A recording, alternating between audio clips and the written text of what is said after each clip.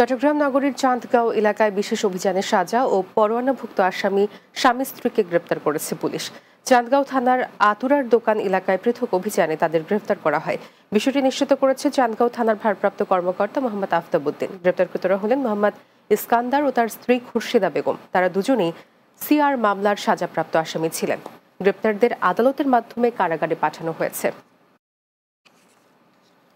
চাঁদা না দেয়ায় ইসলামী আন্দোলন বাংলাদেশ চট্টগ্রাম মহানগর শাখার মুক্তিযোদ্ধা বিষয়ক সম্পাদক আব্দুল্লাহ আল ইসলাম সোহাগকে যুবলীগ নেতা বানিয়ে মিথ্যা অপপ্রচারের প্রতিবাদে সংবাদ সম্মেলন অনুষ্ঠিত হয়েছে। মঙ্গলবার সকালে ইসলামী আন্দোলন বাংলাদেশ চট্টগ্রাম মহানগর কার্যালয়ে সংবাদ সম্মেলন করেছে ইসলামী আন্দোলন বাংলাদেশ চট্টগ্রাম মহানগর। এতে লিখিত বক্তব্য পাঠ করেন সংগঠনটির মহানগরের সভাপতি জান্নাতুল ইসলাম। এ সময় তিনি নামধারী যুবদল নেতা দিদার ও তার আওয়ামী পরিবারে ভাইদের মিথ্যা অপপ্রচারের নিন্দা জানান। সেই সাথে সোহাগ ও তার বাবার বিরুদ্ধে মিথ্যা মামলা প্রত্যাহারের দাবি জানানো হয়।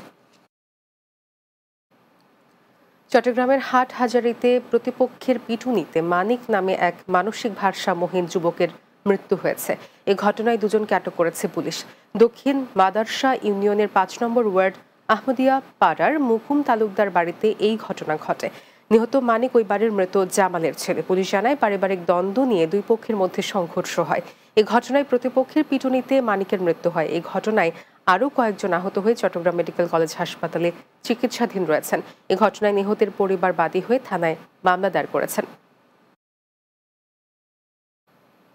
রাতের বাংলায় নিচ্ছে আরেকটি বিরতি, ফিরছি কিছুক্ষণ পরে।